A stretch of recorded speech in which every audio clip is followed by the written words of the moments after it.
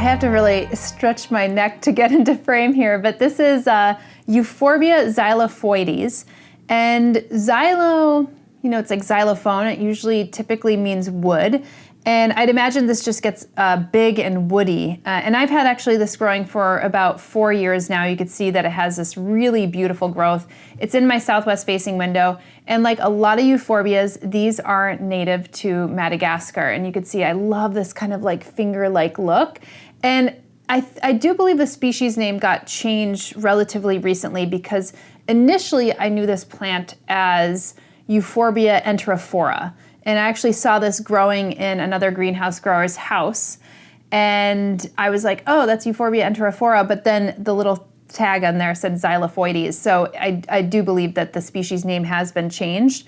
And maybe there just wasn't a lot. So I wanted to actually show you this because when I move it around, you can actually see a little bit more of the structure, but then you can't see my face. But I'm growing this in a very kind of mixture of soil of perlite and just regular peat. This is typically growing in a little bit more sandy, rocky, arid conditions. So it doesn't like to have wet feet. Like I said, I'm growing this in my southwest facing window. It's totally fine with actually being, just held without water for quite some time. So it's a plant that really loves benign neglect and doesn't need a lot of humidity. And as far as fertilizing goes, you could get away with even on a quarterly basis of doing a cacti fertilizer like a 247 or a 347. Now, if you want to propagate this, you can propagate it pretty easily by the stem, but just so you know, Euphorbia has a toxic sap that you do not want to get in your eye or in your mouth or anything along those lines. So make sure you do wash your hands or use gloves, and maybe there are even throwaway gloves that you could throw away, which I don't like to, promote kind of the throwing away of things.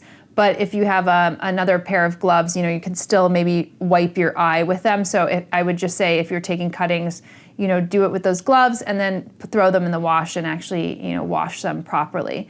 But I love this plant. I actually got the pot because I loved the kind of pastel nature and color of this pot. I know this is a hand-done pot. I got it at Sprout Home, but I can't remember who the potter or the ceramicist is. And I just noticed that my nail polish actually matches the pot too. Oh, how wonderful.